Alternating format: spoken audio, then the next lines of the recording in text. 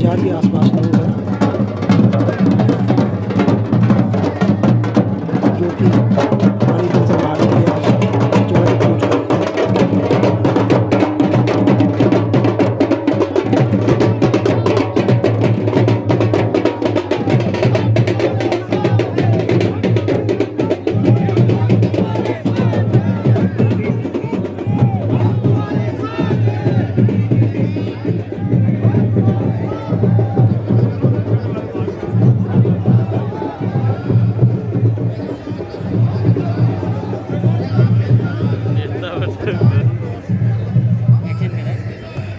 भेजा है वीडियो।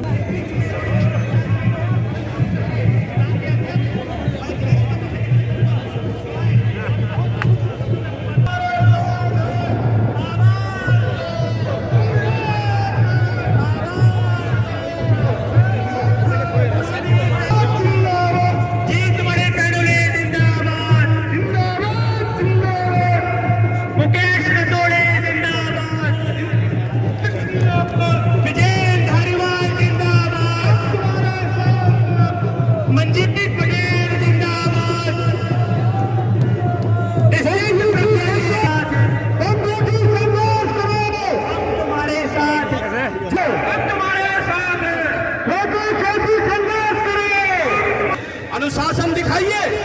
जब हम अनुशासन लीजिए कि पेंशन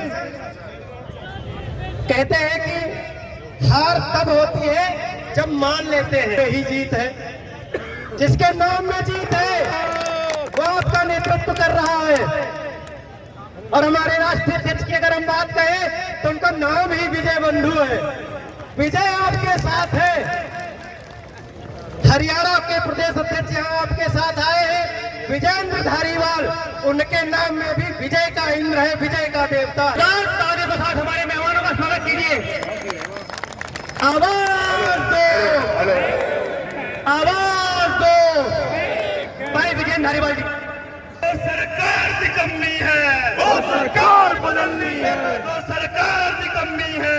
काम कर रहे हैं ऐसे क्रांतिकारी साथी हमारे प्रदेश अध्यक्ष हरियाणा बड़े भाई विजेंद्र धारीवाल जी से निवेदन करूंगा कि वो आए और हमारे बीच ऊर्जा का संचार बनने का काम। खंड के इस पावन परेड ग्राउंड में पहुंचे तमाम क्रांतिवीरों का मैं पहुंचने पर स्वागत करता हूं, अभिनंदन करता हूं। साथियों, हमारे बीच देश के कोने कोने में पेंशन की अलग जगाने वाले बहुत ही सम्मानित हमारे बड़े भाई राष्ट्रीय अध्यक्ष विजय बंधु जी, राष्ट्रीय महासचिव ओजस्वी और क्रांतिकारी स्थित प्रज्ञा जी, दिल्ली से प्रदेशाध्यक्ष मंजीत पटेल जी, हरियाणा के हमारे महासचिव जिनके विचार आपने अभी सुने, ऋषि नैन जी और तमाम मेरे क्रांतिकारी योद्धा साथी।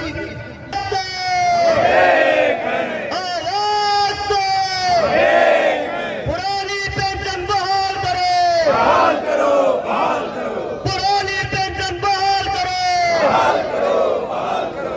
धन्यवाद। उत्तराखंड के प्रदेश अध्यक्ष, सचिवालय समीक्षा अधिकारी संघ के प्रांतीय अध्यक्ष और जिनके कुशल नेतृत्व में हम पुरानी पेंशन बहाली की मांग को उत्तराखंड में लेकर सबसे आगे चल रहे हमारे बड़े भाई आदरणीय जीतमणि पैनोली जी से निवेदन करूंगा कि आए और अपने विचारों से हमें अभिप्रेत करें। जीतमणि पैनोली जिंदाबाद, जीतमणि पैनोली संघर्ष करो, हम तुम्हारे साथ हैं, जीतमणि पैनोली संघर्ष करो, हम तुम्हारे साथ हैं। हमारे अडेवा के प्रांतीय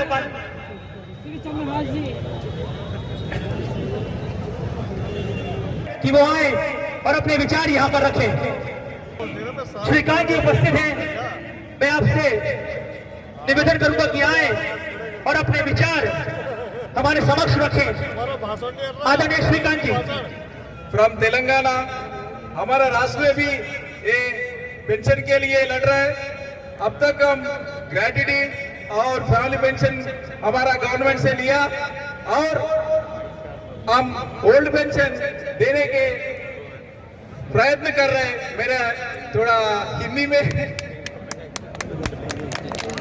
तो हम साथ रहेंगे। ये ओल्ड पेंशन हम रिस्टोर करने तक ये लड़ेंगे। Thank you. स्लोगन देना, साधितम साधितम पात पेंशन साधितम, पात पेंशन साधितम साधितम साधितम, पात पेंशन साधितम साधितम साधितम, पात पेंशन साधितम।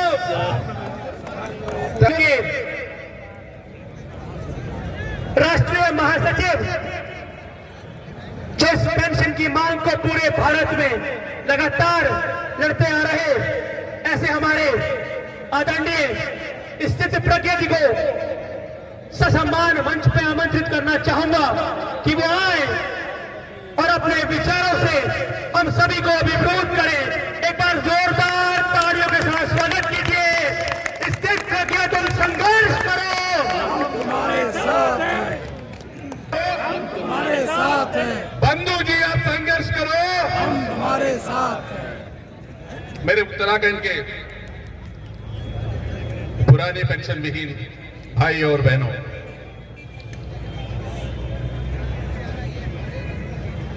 ये कश्मीर होने दीजिए या कन्याकुमारी, पूरे भारतवर्ष में हम सबकी मांग एक है, हम सबकी आशाएं एक है। हम सब चाहते हैं कि हमें पुराना पेंशन मिले। हाथ आगे रखें, अपने माता पिता पे बोलिए, अपने माता पिता पे, अपनी पवित्र धरती पे और मेरे ऊपर जो भी डिपेंडेंट है, मेरे वाइफ, मेरे हस्बैंड, मेरे बच्चे, इन सब पे शपथ लेता हूं कि मैं उसको ही वोट दूंगा जो पुरानी पेंशन बहाल करेगा। और अगर मैं इस बात से छूट भी गया तो मरना बेहतर है। मैं एक ही बात बोल रहा हूं, तो आपसे ही जो किसी परिचय का मोहताज नहीं है। पुराने पेंशन बहाली राष्ट्रीय आंदोलन के राष्ट्रीय अध्यक्ष और इस पुरानी पेंशन बहाली उत्तराखंड के प्रथम व्यक्ति, भारत के प्रथम व्यक्ति जिन्होंने पेंशन की आवाज को सबसे पहले, सबसे प्रथम पर घर घर तक पहुंचाने का काम किया, ऐसे हमारे आदरणीय राष्ट्रीय अध्यक्ष पेंशन पुरुष विजय बंधु जी को मैं आमंत्रित करना चाहूंगा कि वो आए और अपने हमें अभिभूत करें। बंधु जी संघर्ष करो, हम तुम्हारे साथ हैं। संघर्ष करो, हम तुम्हारे साथ हैं। बंधु जी संघर्ष करो, हम तुम्हारे साथ हैं। जिंदाबाद जिंदाबाद। ये जो मेरे साथी पीछे, तो जो लोग भी उधर हैं, उत्तराखंड के जो गांधी बोले जाते हैं, स्वर्गीय ईदमणि जी, मैं बनोड़ी जी, मैं उनको नमन करता हूं, प्रणाम करता हूं उत्तराखंड के गांधी को।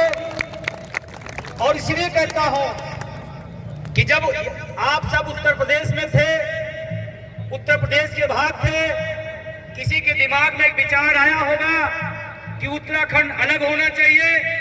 जैसे वो बात बोली गई होगी, हर व्यक्ति ने हंसा होगा, ऐसे नहीं हो सकता। सही है? अरे बोलो भाई। उत्तराखंड उत्तर प्रदेश से अलग हो सकता है, ये बात कहते मान लोग मान गए क्या? सरकार मान गई क्या? लोग मान गए क्या? लेकिन धन्य है, मैं सलूट करता हूं, नमन करता हूं, वो अपनी बात पर टिके रहे, डटे रहे, लड़ते रहे और 9 नवंबर 2000 को ये उत्तराखंड का एक नया स्वरूप खड़ा हुआ। हमारे बहुत सारे साथी उसमें कुर्बानियां दिए हैं। मैं जब सबसे पहले कल देहरादून आया तो हमारे जो उत्तराखंड एमओपीएस के अध्यक्ष हैं जीतमणि पैलोनी जी, उस शहीद स्मारक पर ले गए। मैंने वहां नमन किया, प्रणाम किया और एक अंदर प्रेरणा ग्रहण की। आपने अपने सपने को कुर्बानी देके पूरा किए हैं। हम आज यहाँ शपथ लेते हैं कि पुरानी पेंशन भी बहाल होगी, वो उत्तराखंड में भी होगी और पूरे देश में होगी। मैं उन शहीदों को नमन करते हुए, मुझे जो जानकारी है उसमें 28 साल के नौजवान, कल्पना करो आप, बड़ी चीजें यूं नहीं मिलती हैं, कुर्बानियां देनी पड़ती है। कई ऐसे नौजवान उसमें कुर्बानी दिए। वो 2094 का जो आंदोलन आपके बीच में हुआ था, उत्तराखंड बहाल कराने का, नया बनाने का, उसमें कुर्बानी दिए हैं। और कुर्बानी कभी बेकार, आप बोलो भाई।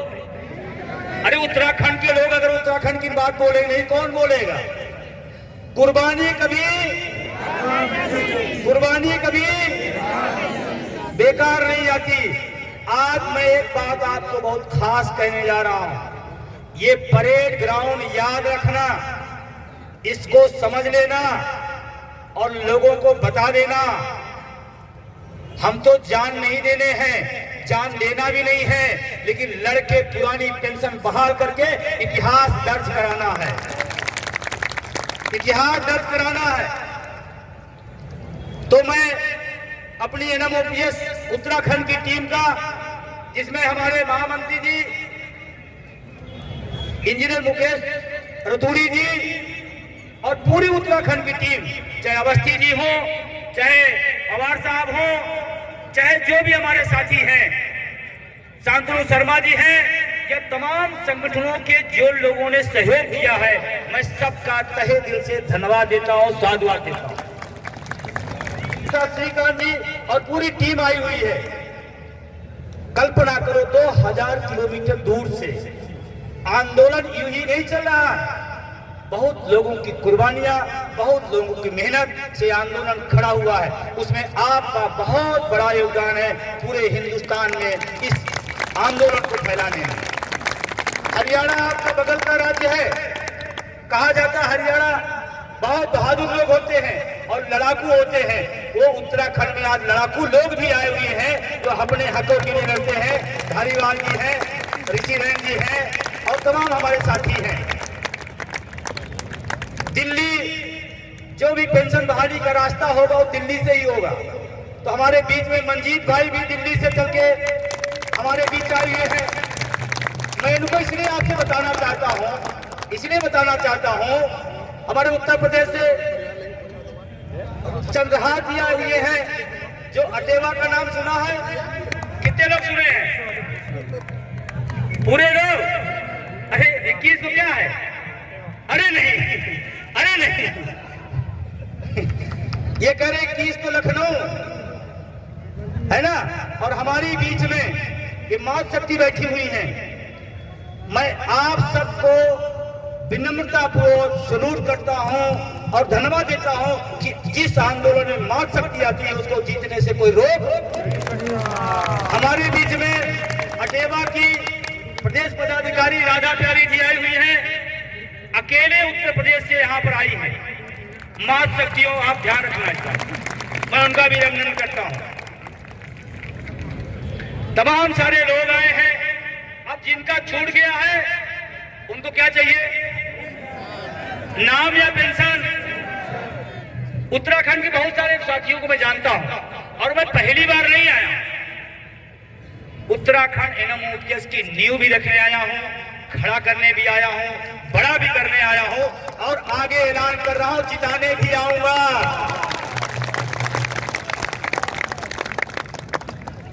कितने लोगों को विश्वास है कि हो जाएगा?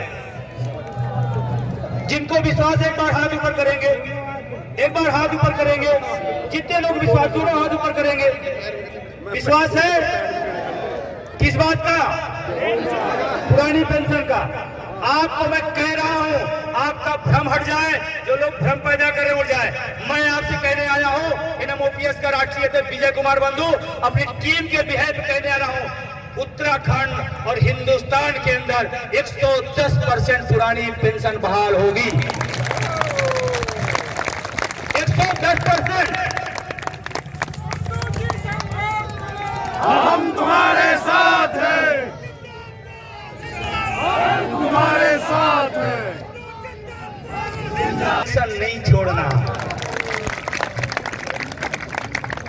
मिल जाएगी, ट्रेन फिर मिल जाएगी, लेकिन ये मंजर, ऐतिहासिक पल और ये पुरानी पेंशन यही खड़े रहने से, डटे रहने से मिलेगी। इसलिए मैं सभी से निवेदन करता हूं, सबको रहना है। अभी मार्च होगा,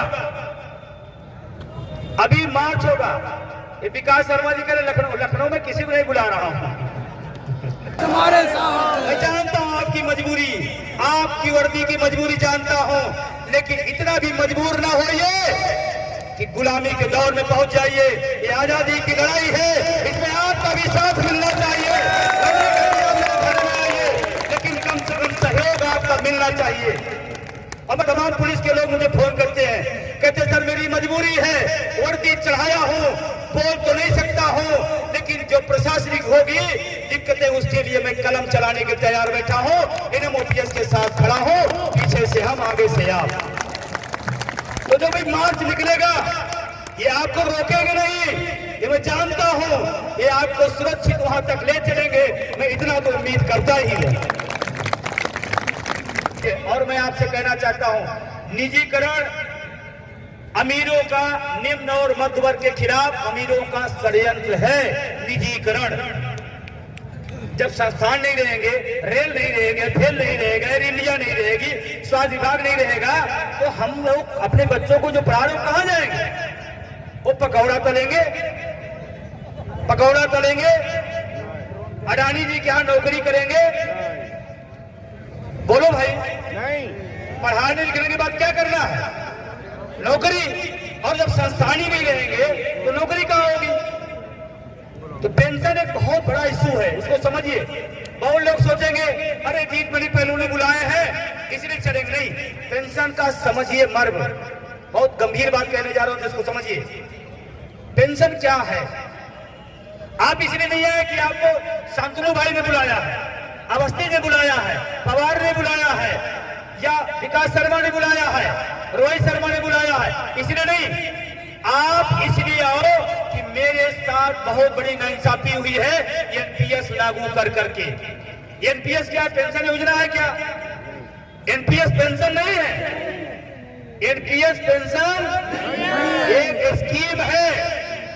इस स्कीम की डोर पूंजीपतियों के हाथ में है। स्कीम समझते हैं, कभी शुरू हो सकती है और कभी, और वो बचा खुचा होगा, विजय माल्या का बेटा लेके चला जाएगा। वो गया है ना।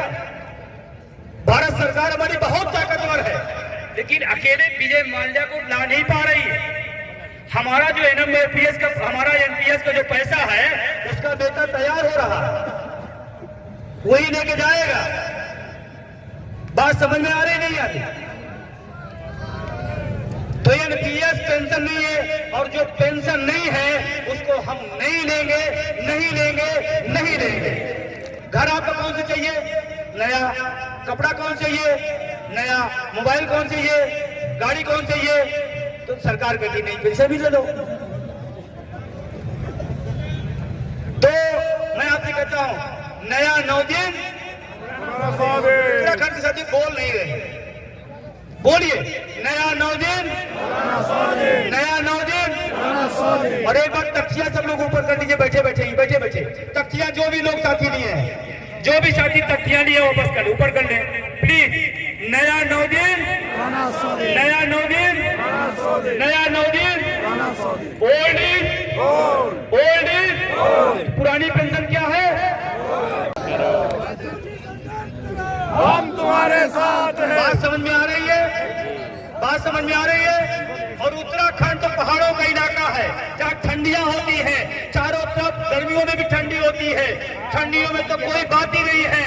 आप पुरानी पेंशन ले लोगे, जीत लोगे, तो आप बुढ़ापे में जब कहोगे मुझे देहरादून जाना है, तो आपकी बहू, बेटे, नाती, पोते भी आपको काजू खिला करके 4 व्हीलर कार दे करके देहरादून भेजेंगे। और अगर नहीं मिली तो क्या होगा? अगर नहीं मिली तो क्या होगा, उसको भी बता दूं मैं। वो क्या होगा?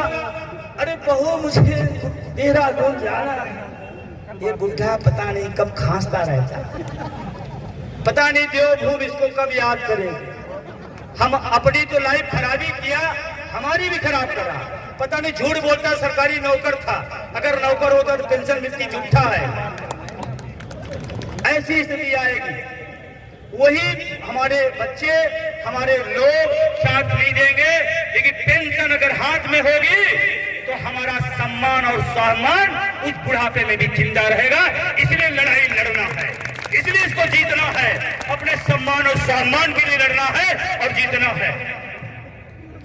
अब क्लियर हो गया पुरानी पेंशन, पुरानी पेंशन क्लियर है।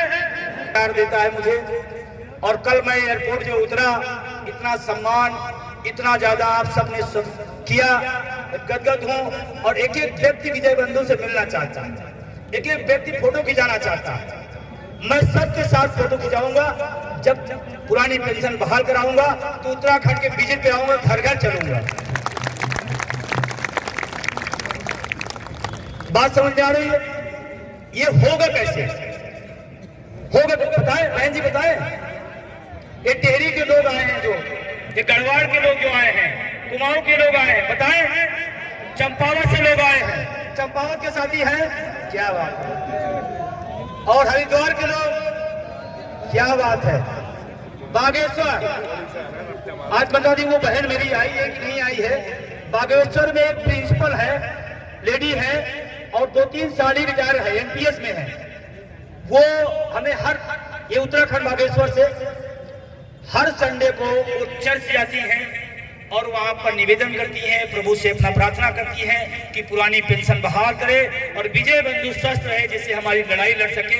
मैं उनको भी शुरू करता हूँ। हर संडे वो जाती है, हर संडे जाती है। पता नहीं आ पाई नहीं आ पाई, मुझे नहीं पता है। तो बताएं कैसे बहाल होगी। जो लोग यहाँ से चले जाएंगे, मुख्यमंत्री जी जब हमसे लिस्ट मांगे उनका नाम मैं काट दूंगा, उनकी तो नहीं मिलेगी। और जो आए हैं उनको हम कोशिश करेंगे डबल मिले, और जो नहीं आए हैं उनका नाम ही खारिज करा दिया जाए। ऐसा नहीं होता। लड़ाई भगत सिंह ने लड़ी थी, चंद्रशेखर लड़ी थी, आजादी सबको मिले। जीत बने पड़े हमारे अध्यक्ष जी हैं, ये तो उत्तराखंड में जेल भी गए थे। उत्तराखंड बहाली में, उत्तराखंड राज्य बनाने में कई दिन जेल में थे आप? 6 दिन जेल में है उस उत्तराखंड में। और समझो आप, इनको बागडोर क्यों दिया हूं? क्योंकि अगर उसको करा सकते हैं तो इसको भी कराएंगे। सचिवालय के लोग हैं, सचिवालय के लोग हैं। एक बार हाथ उठा दे सचिवालय के साथी। आप सबके पास एक बड़ा मौका है। इस पूरे बड़े आंदोलन को आपके बीच का रहने वाला आदमी नेतृत्व कर रहा है। आपको ज्यादा ताकत के साथ खड़ा होना पड़ेगा, ज्यादा हिम्मत के साथ आपको लगना पड़ेगा। मार्च करेंगे हम लोग, मार्च में चलेंगे, चलेंगे या घर भागने के लिए आए हैं, या आप मार्च करने के लिए आए हैं? मार्च कर लीजिए, अंतिम मौका है। अगर मार्च ढंग से कर लिए, ये मुख्यमंत्री आपके प्रतिनिधिमंडल को बुला करके पूछेंगे मामला क्या है, और सुन लिए तो ठीक है, नहीं 22 में हमारा भी मौका आएगा, आपका भी मौका आएगा।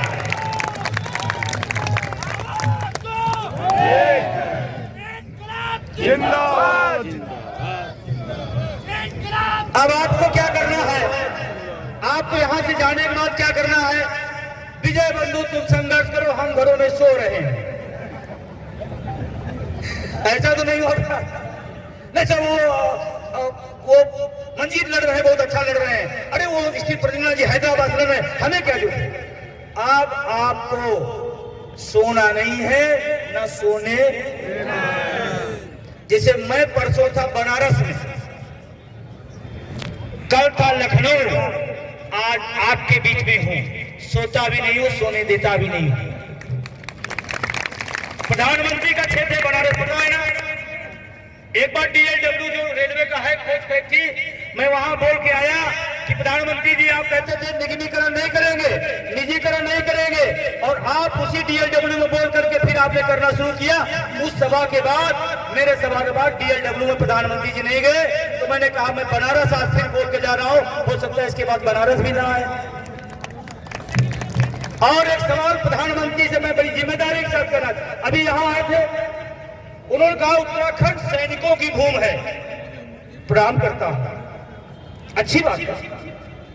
पूरे हिंदुस्तान में सबसे ज्यादा अगर कोई भूमि पर सैनिक रहते हैं तो उत्तराखंड की भूमि है।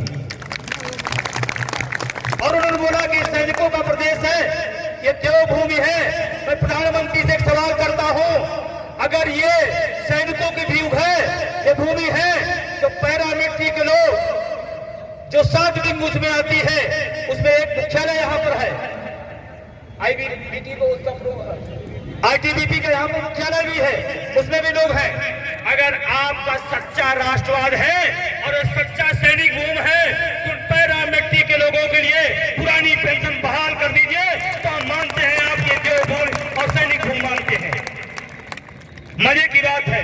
मैं तो कहता हूं मुझे 2 दिन बाद देना, इनको 2 दिन बाद देना, लेकिन जो देश के लिए जान कुर्बान कर रहे हैं उनकी पुरानी पेंशन तत्काल बहाल होनी चाहिए। सहमत है सब लोग? मेरे पास फोन आता है कश्मीर के बॉर्डर से, अरुणाचल के बॉर्डर से, आप विजय बंधु बोल रहे हैं, मैं बोल रहा हूं, जो हमारी आवाज उठाती है और सलूट करते हैं और कभी कभी तो गुस्से में आते हैं कि जो बंदूक की नाल पाकिस्तान की तरफ है, ऐसा क्रोध न उबले कि नेताओं की तरफ हो जाए, ये दौर नहीं आने देना। Same same same same same same. और अभी यहाँ आपके यहाँ 3 मुख्यमंत्री बदले गए, 3 खट खट सट, सही है। घंटे में मुख्यमंत्री बदला जा रहा है। कौन बदल रहा है? मजे की बात, जितने बदले जा रहे हैं सब पेंशन भोगी हो जा रहे हैं, सब पेंशन भोगी। और यहाँ बैठा हुआ शिक्षक कर्मचारी 60 साल काम करता है, उसके बाद भी पेंशन से वंचित होता है। इस संविधान का उल्लंघन है, ये मानवीय दृष्टिकोण से ये अनैतिकता है। और अगर थोड़ी भी नैतिकता हो, आप अपनी छोड़ो और इधर बहाल करो। पता है आपको जो सांसद विधायक कितना लेते हैं? 1 पेंशन नहीं, 2 पेंशन नहीं, 3 नहीं और 4 पेंशन। और दुनिया का इकलौता देश है भारत। मैं इलाहाबाद पॉलिटिकल साइंस का छात्र हूँ, उसी का टीचर भी हूँ। मैं आपको बताना चाहता हूँ एक जानकारी, दुनिया का इकलौता देश भारत है जहाँ का माननीय एक साथ पेंशन और वेतन दोनों साथ साथ लेता है, दोनों साथ साथ लेता है। सांसद का वेतन, विधायक की पेंशन, 5.5 लाख रुपए। बादल साहब मुख्यमंत्री पंजाब 5.5 लाख रुपए पेंशन लेते हैं। क्या उनको जरूरत है? नहीं। उनको जरूरत है? नहीं। उनको जरूरत है? नहीं है।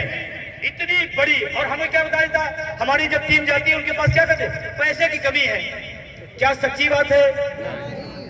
मैं इस बात को पूरी हिंदुस्तान के अंदर सफेद झूठ मानता हूं, पैसे की कोई कमी। अगर पैसे की कमी हो तो आप 4 के हाथ से ले रहे हो, कहां से ले रहे हो? और इसी बीच में जब पैसे की कमी थी तो शानदार नया संसद भवन बन रहा है, पैसे की कमी है। हमारे प्रधानमंत्री के लिए 16,000 करोड़ का 2 चार्टर प्लेन आया, इसी कोरोना टाइम में आया। पैसे की कमी है क्या? पैसे की कमी नहीं है। कमी अगर है तो राजनेताओं की नियत की कमी है, नियत में खोट है, इसलिए हमें आप बहाल नहीं कर रहे हैं। आगे चलो। अब बहुत सारे लोग कहते हैं एनएमओपीएस संघर्ष करा, इससे क्या मिलेगा? मैं कहता हूं मिलेगा नहीं, मिला है। फैमिली पेंशन मिल रही है, यहां लागू है नहीं लागू है? एनपीएस के अंदर फैमिली पेंशन, पता है आपको, 2004 में वहां और 5 में यहां लागू हुआ। और फैमिली पेंशन हो गई 18 में। 18 में क्यों हुई? और पारिवारिक पेंशन जैसे महत्वपूर्ण चीज दी गई, ये एनएमओपीएस के बैनर की देन है, एनएमओपीएस की ताकत की देन है। जो सरकार बहुत तानाशाह है, कर्मचारियों की बात नहीं सुनती। दिल्ली के रामलीला मैदान में जब आप आए थे तो 10% से 14% करने का भी काम एनएमओपीएस की ताकत से हुआ। एक बात मैं जरूर कहना चाहता हूं, एनएमओपीएस एक राष्ट्रीय बैनर है, उसके तले आप सबको लड़ना है। इटर गिटर एक जिले से दो जिले से कुछ नहीं होगा। कुछ लोग इधर उधर घुमाते रहते हैं ना, घुमाते रहते हैं। एक बैनर, एक मुद्दा, एक संघर्ष, सिर्फ और सिर्फ पुरानी पेंशन एनएमओपीएस, पुरानी पेंशन एनएमओपीएस। और हमें क्या ध्यान रखना है, हम यहाँ किस लिए आए हैं, आप किस लिए आए हैं? पुरानी पेंशन के लिए। किसके बैनर तले आए हैं? एनएमओपीएस। वही बात याद रखना। दो बात, किसके लिए, किसके लिए, किसके बैनर तले, तो यही बात याद रखना। ठीक है ना, मेरी बात समझ में आ रही है? कि भाई साहब बंद हो जाए थोड़ा। भाई साहब, सरकार ऐसे ही हम लोग ढोल बजाती, आप तो रहने दो भाई, आप रहने दो। अभी मैं चर्चा कर रहा था कोरोना टाइम में, ये उनकी किस्तें नहीं रुकी है, ये पारिवारिक पेंशन की देन है, बहुत बड़ी चीज है वो। लेकिन मैं आपको भाई मेरे दो बातें कह के अपनी बात खत्म करता हूं। हम लोग जो सूचना दी जा रही है, हम लोग मार्च करने चलेंगे, चलेंगे, चलेंगे। मार्च में कुछ लोगों को रोड मिल जाती है बगल वाली,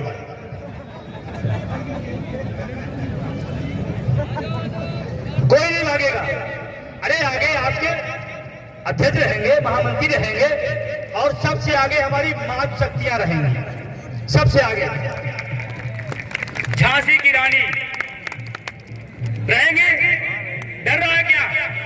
डर तो नहीं है। अरे उत्तराखंड के लोग बहादुर माने जाते हैं, और उसमें मातृ शक्तियां जो पहाड़ों पर चढ़कर अपने परिवार के लिए जीवन अपन काम करती है, वो बहादुर है, डर नहीं सकती। तो सबसे पहले मातृ शक्ति आगे चलेगी। एक अभी नहीं जाना, अभी नहीं जाना, अभी रुके रहिए। जितना कहा जाएगा उतना ही करना है, जैसे कहा जाए उतना ही करना है। मातृ शक्तियां आगे रहेंगी, उसके बाद लाइन से होंगे और रो हम लोग बढ़ाएंगे। ट्रैफिक हमें जाम करने की जरूरत नहीं है। प्रशासन मेरी कोई लड़ाई नहीं, वो मेरे भाई है, वो भी मेरे भाई है। हमें शांतिपूर्ण अपना मार्च करना है, और मार्च अंतिम समय तक चलना है। दो लाइनों में हम लोग चलेंगे, और जो हमारे साथी हैं इस आंदोलन के, सभी लोग जिम्मेदार हैं, सभी लोग जिम्मेदार साथी हैं। और याद रखना, ऊधम सिंह यहीं से थे,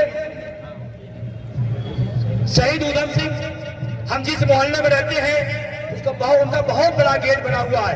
जब मेरे कोई घर आता है तो मैं कहता हूँ शहीद ऊधम सिंह द्वार देख लेना, ये उसी की भूमि है। हमें अनुशासित रहना है, सैनिकों की भूमि है, अनुशासन में रहना है, और लास्ट तक हमें चलना है। एनएमओपीएस की टीम को बहुत बहुत धन्यवाद देता हूँ कि परेड मैदान में उन्होंने शानदार और बहुत ही विशालतम रैली करके दिखाई है। आज से उत्तराखंड का एनएमओपीएस का ये नई शुरुआत है, ये नई कवायद है, और ये कवायद चलेगी जीत तक। हमारे महामंत्री जी आ गए हैं, इंजीनियर मुकेश रतूड़ी जी, मुकेश रतूड़ी जी। और एनएमओपीएस परिवार जानते हैं, इधर इंजीनियर भी खड़ा होगा, इधर सचिवालय खड़ा होगा, इधर अध्यापक खड़ा होगा, इधर चपरासी भी खड़े होंगे। अजीब संगम है एनएमओपीएस, है नहीं है? अजीब संगम है ना।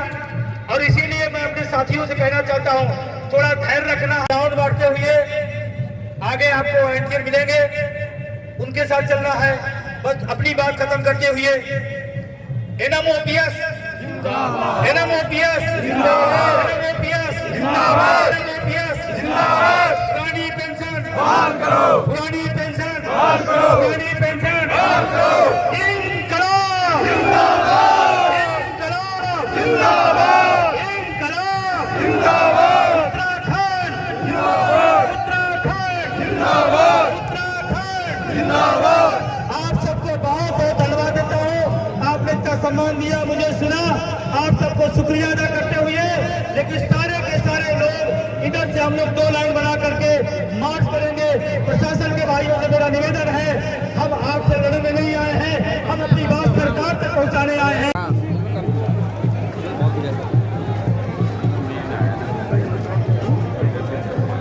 सब आओ इधर आओ, इधर आओ।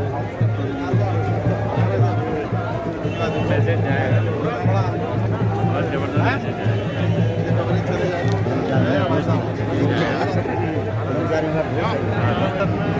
आज प्रतिज्ञा भी ले रखी वोट संभल के दिन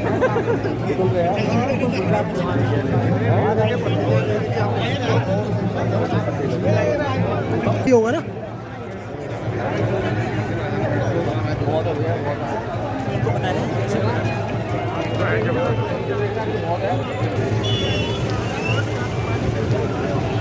मनोज भाई